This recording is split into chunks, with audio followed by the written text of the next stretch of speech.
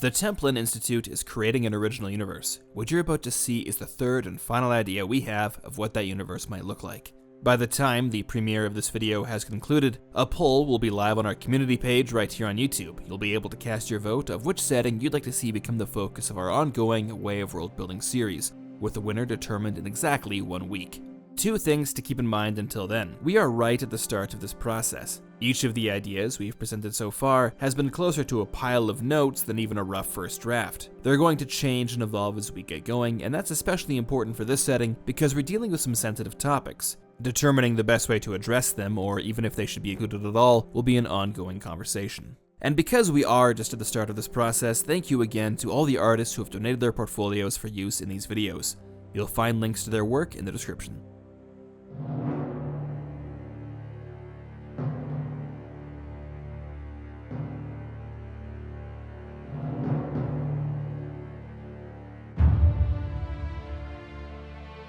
The end of the Earth began in the autumn of 1933.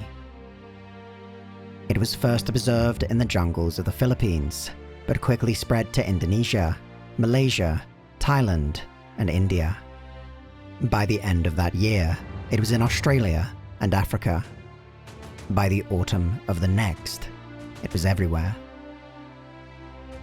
No one of that era had the tools or the knowledge to understand what was happening. It was described as a virus, a plague, a kind of strange new mutation, or a punishment from God. The first reports from the League of Nations labeled it an unnatural outgrowth, but there was nothing that could capture the unprecedented nature of the surreal and eldritch process that was taking place. From Brazil to the Solomon Islands, Earth's rainforests were being devoured. In the outgrowths, ecosystems that had survived for millions of years were quickly being replaced by inexplicable forms of life without any parallel in the natural world. No expedition survived more than a few days in the new environments that were emerging in the outgrowths. Recovered journals and lush transmissions described swarms of exotic insects and arachnids, tentacled monstrosities, and other horrors, all hidden within a dense fog, as noxious as mustard gas. But it was the lights that were the most intriguing and concerning. Deeply beautiful melodies of color that burned as brightly as the sun, piercing through the mists from somewhere deep within. Racism, imperialism, and cynical attempts at realpolitik ensured the initial response by the world's great powers was slow and ineffectual. But as the overgrowths began to expand without regard for borders or spheres of influence, the reality of the situation finally overcame certain bigotries and ideological divides. A sense of global urgency was forming, catalyzed by images of hamlets, towns, entire cities, transformed into unrecognizable alien landscapes. As resources were marshaled, thousands of separate, desperate evacuations merged into a single great effort. Teeming masses of humanity fled before the spreading cancer, even as more and more outgrowths appeared across the planet. Some governments collapsed and were re-established in exile. Others simply vanished beneath the rising tide of panic. Slowly but irrevocably, the political order that defined the industrialized world began to unravel. And with their own interests now threatened, the great powers finally struck back. But they did so blindly and feebly against an enemy they had not yet begun to understand. The carnage that followed was labeled a war by future historians, an attempt to salvage human pride and dignity after years of one-sided slaughter. But it took 99 hours to destroy the first of the machines that appeared from the outgrowths, and when they came in their hundreds and then in their thousands, there were no battles. They advanced, and men burned. Everywhere, night became as bright as day, the skies alight with the glow of endless fires that seemed to ring the whole of the earth.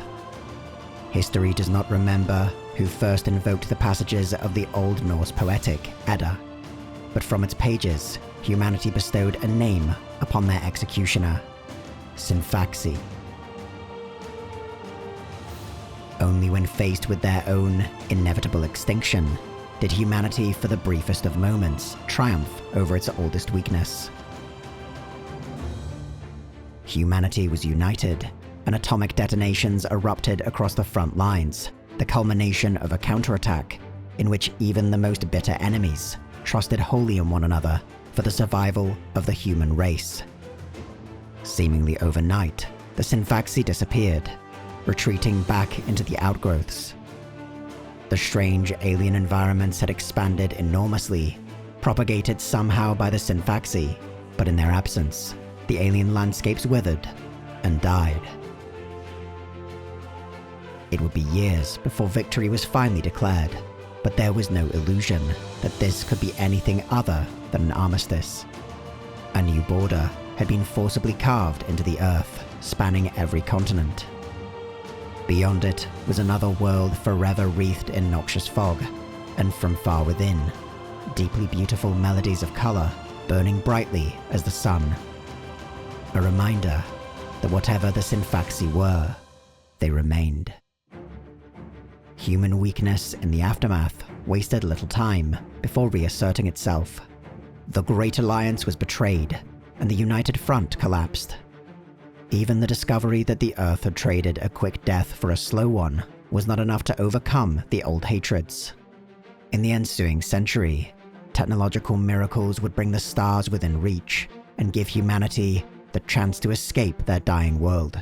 But when the first starships arrived in another solar system, and the first flag was raised on another world, such acts were not committed to history in the name of all mankind.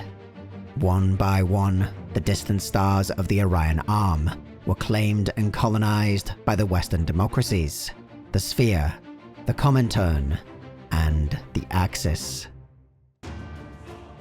It's impossible to say at what point the colonization efforts turned into an evacuation. But when the last attempts to restore Earth's shifting climate failed, and the outgrowths began to spread again, rapidly and unchecked, the sense of urgency that had been dormant for nearly a century reignited. Man's birthplace became a purgatory in which desperate souls awaited disposition aboard the growing fleets of transports. And the off-world colonies descended into sprawling hells as the pace of the resettlement effort began to outstrip what the nascent colonies could sustain.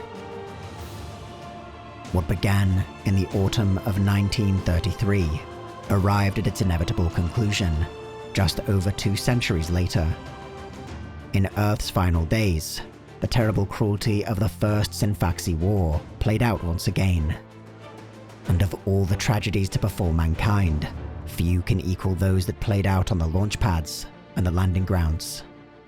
The final desperate moments when the last transports were shot out of the burning skies, and the seething crowds disappeared under the fog. The nuclear bombardment of Earth was justified as an act of mercy, and no life of any nature survived.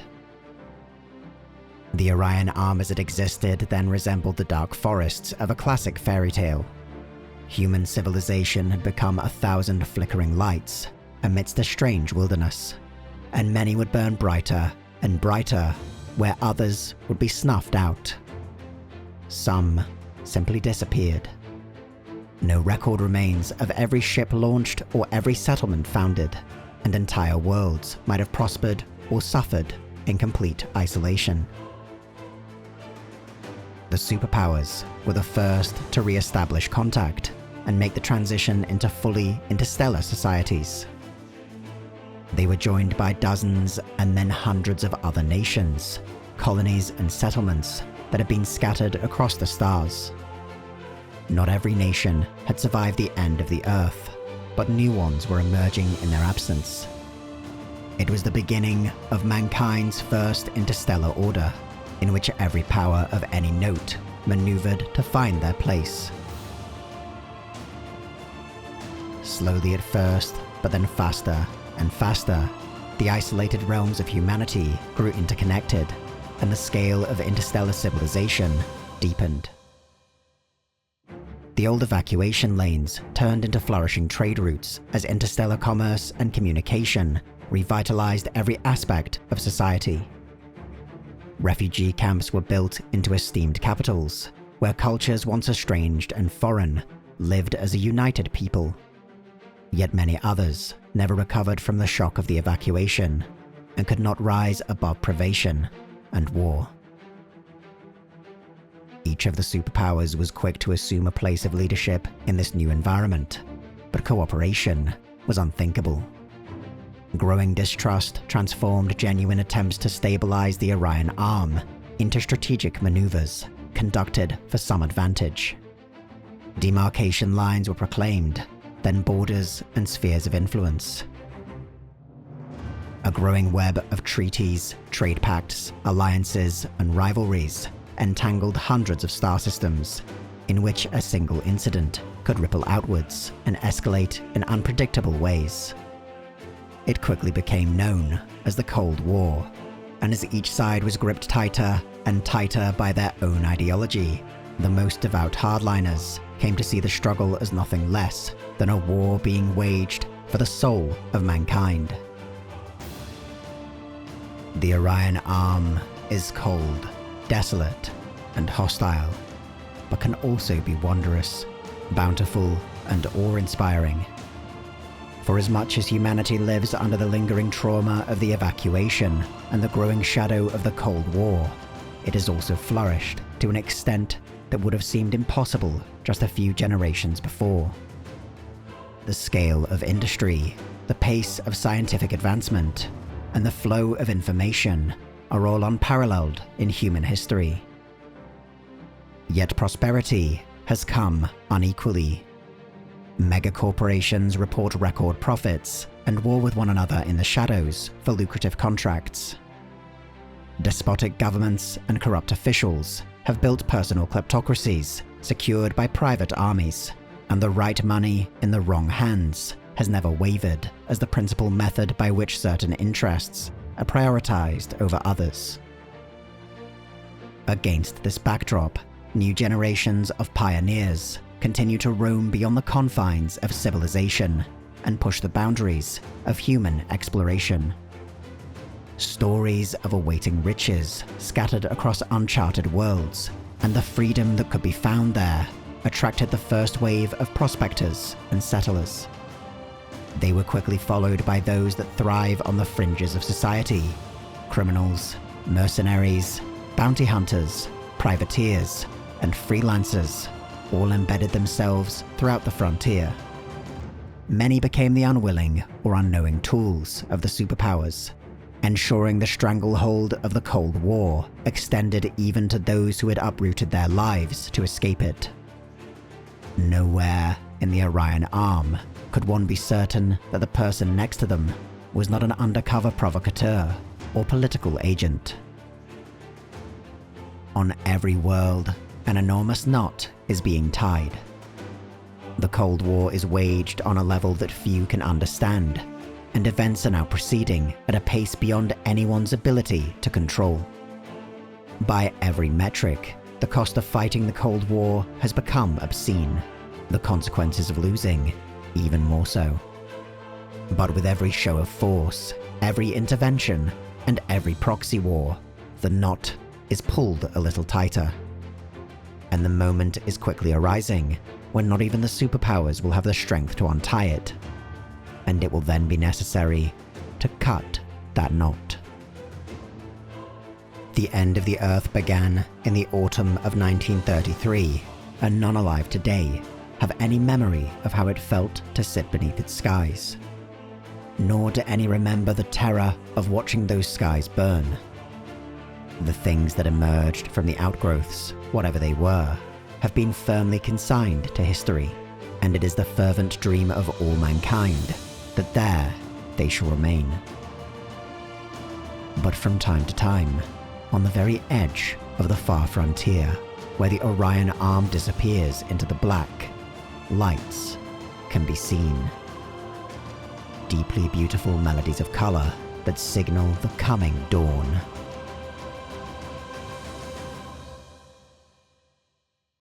So that was the Orion Arm. Science fiction has always been my genre of choice, and Star Trek is what got me into it. But I always felt like I was watching Star Trek kinda wrong. Picard to be gracefully explaining the human condition, but I wanted to know what the Romulans were doing, and the Cardassians. But interstellar geopolitics isn't really the point of Star Trek, I've come to accept that now. And the same can be said for a lot of science fiction, even military science fiction, where you'd think it should be more prominent. Well, in the Orion Arm, the geopolitics are the point. A four-way Cold War, hundreds of nations, multiple superpowers, rival ideologies, competing power blocks, megacorporations, all the way down to militant groups and frontier militia. And that's just the Cold War, there's plenty of other stuff going on too.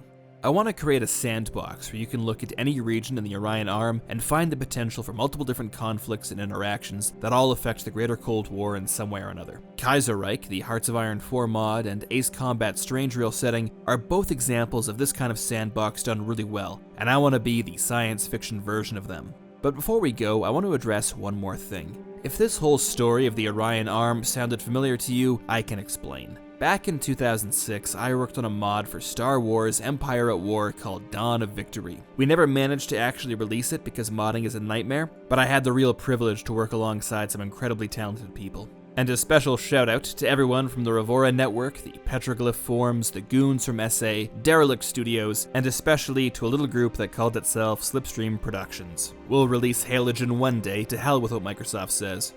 But back to Dawn of Victory, that was a real passion project for me. It was the thing that got me into world building. I'm proud of all the work we put into it, but it's clear looking back that in the way we sometimes address topics like fascism and communism, we didn't live up to our own objective of treating those topics seriously and with all due consideration. As the main writer, that ultimately comes down to me. But having gained a bit of perspective in the years since, I think I've arrived at a much better understanding of why it was important to me that these topics be included in the first place, something I didn't have the means to articulate the first time around. If this setting wins, I'll have more to say about that, but in the meantime, if the inclusion of real-world ideologies is concerning to you, then I just want you to know that I'm sensitive to that as well. Science fiction loves invoking the aesthetics of fascists and communism, and everything from Star Wars to Killzone, but I think it doesn't very often accurately reflect the realities of those systems. I think I can do better, and I want to try. Now before we close, for each of these settings I've tried to assign them a kind of difficulty grade. With science fiction and geopolitics are playing to my strengths, but I never want to call world building easy and tempt fate, so we'll say this one's going to be medium rare. So with that, the polls are now open. Thank you all so much, and until next time, good luck and good world building.